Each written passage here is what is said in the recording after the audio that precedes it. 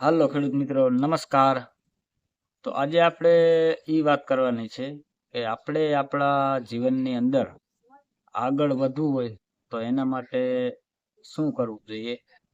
તો અમારા દાદા હંમેશા કહેતા કે તમારે તમારા જીવનમાં જો આગળ વધવું હોય તો ગમે તે ધંધો કરતા હોય, ખેડૂત હોય ઈ ખેતી કરતો હોય, કોઈ બિઝનેસ કરતા હોય, કોઈ મજૂરી કામ કરતા હોય કે પછી કોઈ માલ ઢોરનું કરતા હોય કે ગમે તે વાહન વ્યવહારનું કરતા હોય, જે ધંધો કરતા હોય એ ધંધા ઉપર તમે ફોકસ રાખો, એ ધંધામાં તમે ધ્યાન દો તો તમે આગળ વધી શકો.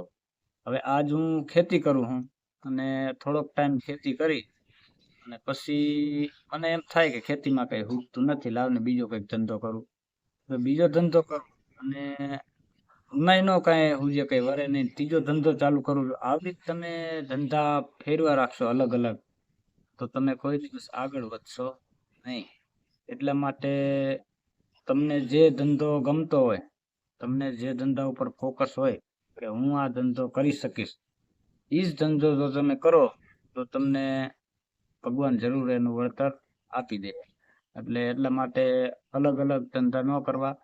તમને જે ધંધો સૂઝતો હોય, તમે જે ધંધામાં પૂરેપૂરા પહોંચી વળતા હોય, એ ધંધા ઉપર તમે ફોકસ રાખો તો તમને જરૂર એમાં સફળતા મળે અને એના પરિણામ મળી જાય.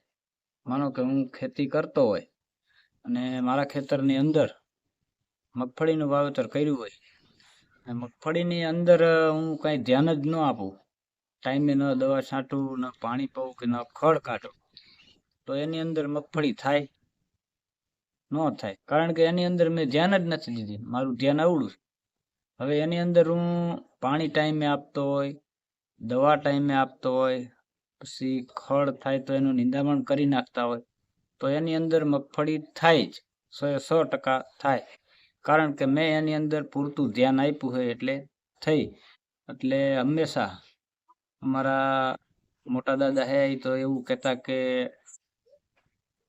ગામડાની અંદર નાનો પરિવાર હોય અને જેનું અન્ન નોખું હોય એના મન નોખા હોય, અને જેનું અન્ન ભેગું હોય તો એના મન ભેગા હોય.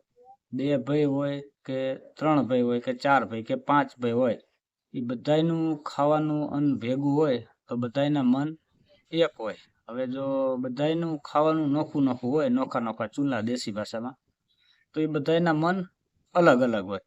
એટલે એવી રીતે હંમેશા એક અન્ન રાખો તો બધાયના મન પણ એક રહે. નાનો હોય કે મોટો હોય, દરેકથી સભ્યતાથી વાત કરવી જોઈએ, સારું વર્તન કરવું જોઈએ. આપણાથી મોટો હોય તો એને તુકારો દઈને ન બોલાવાય.